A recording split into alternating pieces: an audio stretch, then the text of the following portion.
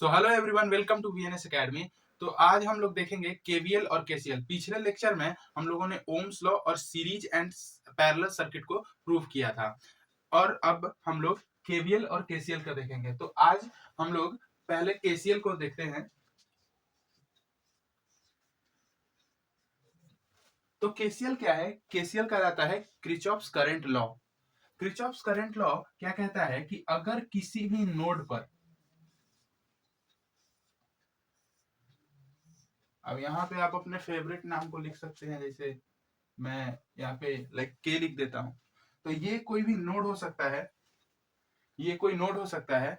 इस नोड के ऊपर अगर यहां से हम लोग का इनकमिंग करंट है I1 और यहां से इनकमिंग करंट I2, यहां से इनकमिंग करंट I3 और यहां से आउटगोइंग करंट I4 है, तो इसका मतलब कि sum of incoming current, sum of incoming current जो है वो सम ऑफ आउटगोइंग करंट के बराबर होता है। ये है Kirchhoff current law.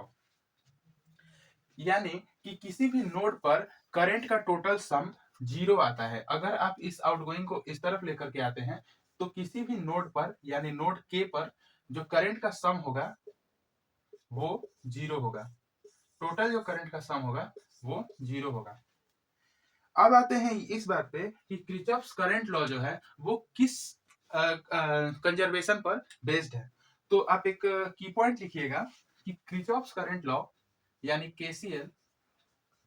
is KCL is based on conservation of,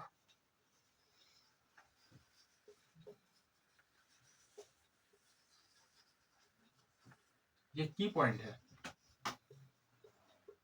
कि किरचॉफ्स करंट लॉ चार्ज के कंजर्वेशन पर बेस्ड होता है। अब ये चीज हम प्रूफ करके देखते हैं कि आखिर चार्ज के कंजर्वेशन पे ये कैसे बेस्ड होता है। तो यहां से लिख सकते हैं I1 plus I2 plus I3 minus I4 is equal to zero. आप इसको ये भी लिख सकते हैं dq1 upon dt plus dq2 upon dt plus dq3 upon dt plus minus dq4 upon dt is equal to zero. अगर हम इस पूरे डिफरेंशिएशन को इधर लेकर के जाते हैं इस dt को, तो यहां से q1 plus q2 plus q3 और minus q4 is equal to zero. अब आप पूछेंगे कि कंजर्वेशन ऑफ चार्ज का मतलब क्या है। कंजर्वेशन ऑफ चार्ज का मतलब ये होता है कि किसी भी पॉइंट पर, किसी भी जगह पर इस यूनिवर्स में जो चार्ज है वो कंजर्व है। यानी कि जितना चार्ज आप इस पॉइंट पर लेकर के आ रहे हैं उतना ही चार्ज यहां से निकल के जा रहा है। और इसी थ्योरम पे बेस्ड है हमारा किरचॉफ्स करंट लॉ। अब इस पे कुछ क्वेश्चन को देखते हैं, उसके बाद केवीएल पर आएंगे।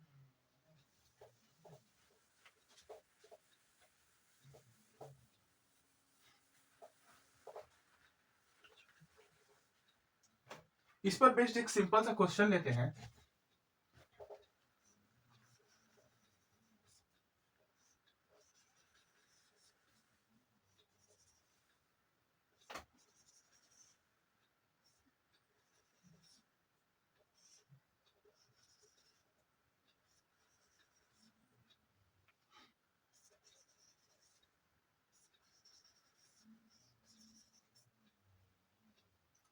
हम एज्यूम कर लेते हैं कि यहाँ पर एक वोल्टेज सोर्स है जो कि V है और यहाँ पे मान लेते हैं कि करंट 3 एम्पियर, यहाँ पे 2 एम्पियर, यहाँ पे 5 एम्पियर, यहाँ पे 7 एम्पियर ऐसे करंट है। और यहाँ पे अगर हम मान लेते हैं,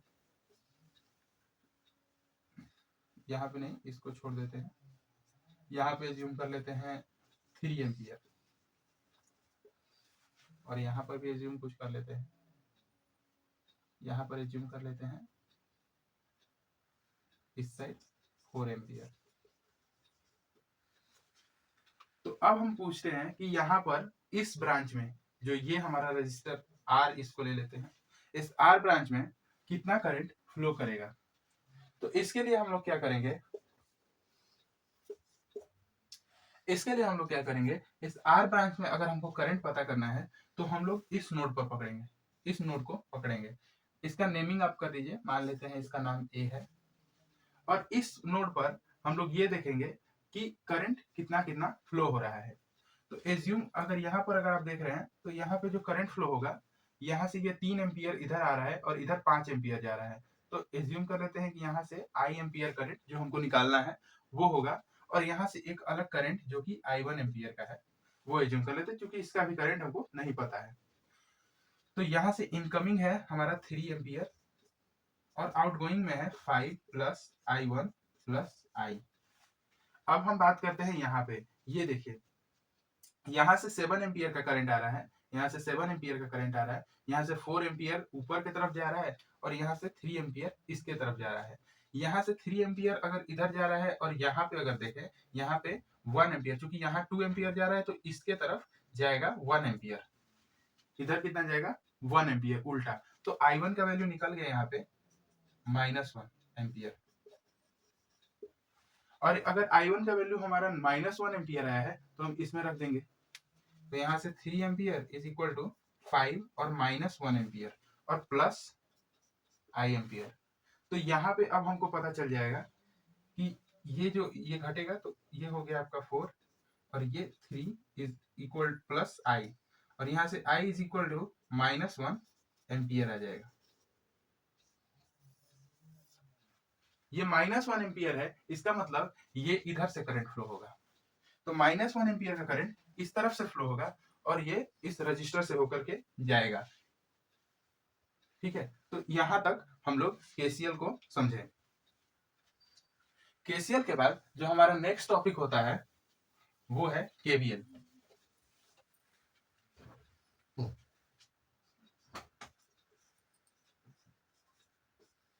केवीएल क्या कहता है, केवीएल का जो फुल फॉर्म होता है वो होता है Kirchhoff's voltage law. Kirchhoff's voltage law क्या कहता है कि किसी भी लूप के अंदर हमारा जो वोल्टेज का सम होता है वो 0 के बराबर होता है। अगर हम इसको E मान लेते हैं, इसको R1 ले लेते हैं, इसको R2 ले लेते हैं, तो हम लोग, और यहाँ से फ्लो होने वाला करंट अगर I है तो हमारा जो समेशन ऑफ ऑल वोल्टेज होगा वो 0 के बराबर होगा किसी भी लूप के अंदर, अगर आप इस तरह से मूव करते हैं। अब इसके बाद ये है कि केवीएल लगाते कैसे हैं। बहुत लोग ऐसे हैं जिनको अभी भी भले ही बीटेक के फर्स्ट ईयर में आ गए हैं लेकिन उनको केवीएल लगाने भी नहीं आता है किसी सर्किट में, तो वो सीखते हैं। तो अगर हमारा कोई भी किसी भी रेजिस्टेंस के अंदर करंट एंटर करता है तो इसका मतलब ये होता है कि वहां पर पॉजिटिव साइन होगा और अगले वाले टर्मिनल पे नेगेटिव साइन होगा। इसी तरह से अगर इधर से करंट हमारा एंटर कर रहा है तो यहाँ पे भी पॉजिटिव साइन होगा और यहाँ पे नेगेटिव साइन होगा। यानी रजिस्टर में हमेशा करंट पॉजिटिव से एंटर करता है और नेगेटिव से करंट लीव करता है। अगर इस तरह का बात है तो फिर किसी बैटरी में क्या होता है, तो बैटरी के अंदर एंटरिंग अगर करंट का बात करें तो वो हमेशा निगेटिव से होता है और पॉजिटिव से लीविंग होता है करंट का। ठीक है, तो अब हम लोग इसमें किस तरह से केवीएल लगाएं।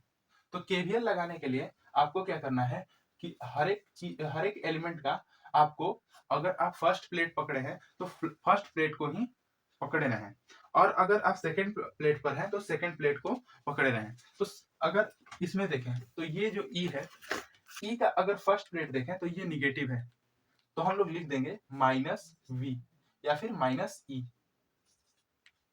उसके बाद जो नेक्स्ट टर्म है वो है एक रजिस्टर R1। तो रजिस्टर R1 के जगह से जो करंट फ्लो हो रहा है वो I है और ये R1, तो voltage drop I into R1 होगा।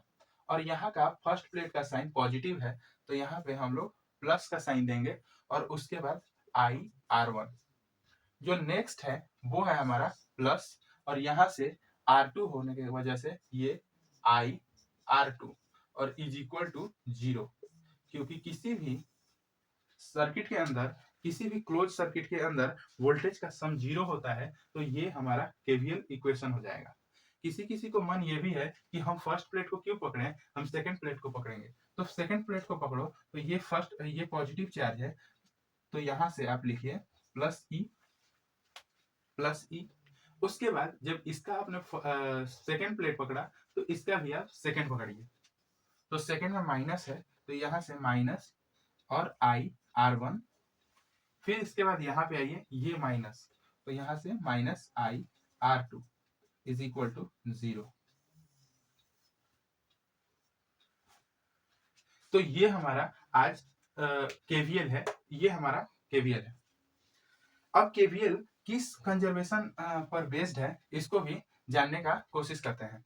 तो केवीएल जो है हमारा, वो हमारा एनर्जी के कंजर्वेशन पे बेस्ड है। एनर्जी के कंजर्वेशन पे किस तरह से बेस्ड है इसको प्रूफ करने का कोशिश करते हैं।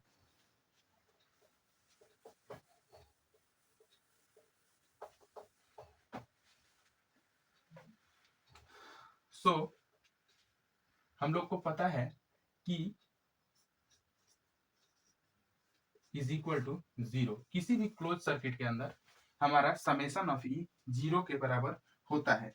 अब ये क्या होता है, ये है हमारा पोटेंशियल। पोटेंशियल है तो पोटेंशियल कैसे डिफाइंड होता है, D W by D R. ये वाला ना, आगे कंटिन्यू करते हैं। D W by D R ये वाला ना। तो केवीएल के अंदर हम लोग ये देखेंगे कि ये कंजर्वेशन ऑफ एनर्जी पे फिर से, तो केवीएल के अंदर हम लोग ये देखेंगे कि ये कंजर्वेशन ऑफ एनर्जी पे बेस्ड है। तो आइए इसको प्रूफ करके देख लेते हैं। तो किसी भी क्लोज सर्किट में V का सम 0 होता है। V मतलब टोटल पोटेंशियल का सम, टोटल पोटेंशियल डिफरेंस या पोटेंशियल जो कह लीजिए, उसका सम 0 होता है। तो इसके लिए हम लोग क्या करते हैं कि dV upon dW upon dQ, यही तो V डिफाइन होता है। dW अपॉन dQ, यही तो V डिफाइन होता है। तो summation of dW upon dQ is equal to 0।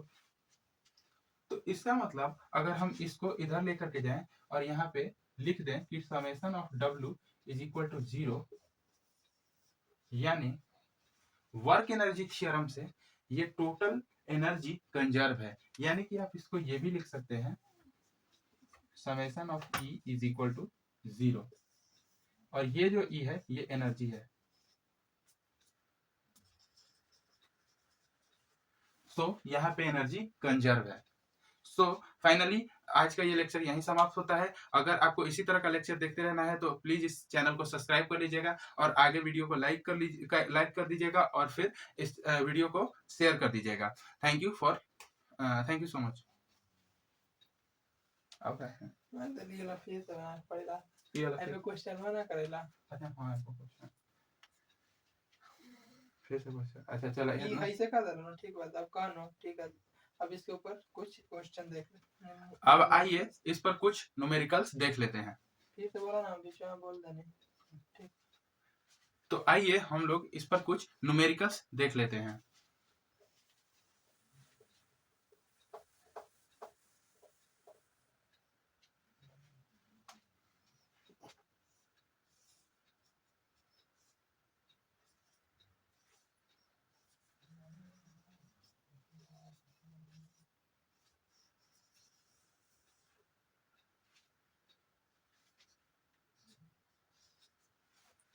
अब हमको ये पता करना है कि इसके अंदर करंट कितना फ्लो हो रहा है।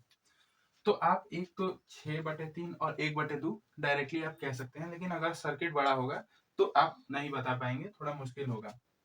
इस वजह से हम एक सिंपल सा छोटा सा सर्किट लेकर के और उस पर केवीएल आपको अप्लाई करके दिखाते हैं। तो अगर हम लोग यहाँ से आई अगर करंट घूम जाते हैं तो ये अगर हम लोग -3 है तो एज्यूम करते हैं ये -3 फर्स्ट प्लेट, इसका ये पॉजिटिव होगा क्योंकि करंट ऐसे इंटर करता है और इधर से लीव करता है, तो ये पॉजिटिव और निगेटिव, और ये पॉजिटिव और निगेटिव क्योंकि करंट ऐसे इंटर करता है और यहाँ से लीव करता है। अगर आप इस तरह से मार्क कर लीजिए, अब उसके बाद आप यहाँ पर जाएंगे तो यहाँ पर देखेंगे कि आई इंटू 2, ये करंट इतना फ्लो हो रहा है, इतना वोल्टेज ड्रॉप यहाँ पे हो रहा है, प्लस ये है 4 into I is equal to 0। अब यहाँ से 3 को आप इस तरफ लेकर के जाएंगे और I is equal to 1/2 ampere current हो जाएगा। तो कुछ अगर तो ये केवीएल जो है आप इस तरह से सॉल्व कर सकते हैं। तो आज का लेक्चर यहीं पे खत्म होता है। अगर आप इस लेक्चर का नोट्स चाहते हैं तो आप हमारे टेलीग्राम ग्रुप को ज्वाइन कर सकते हैं, और इस वीडियो को लाइक कर दीजिएगा, चैनल को सब्सक्राइब कर लीजिएगा। हम लोग मिलते रहेंगे नेक्स्ट लेक्चर लेकर के, और ये इसी चैनल पर मिलते रहेंगे। Thank you so much.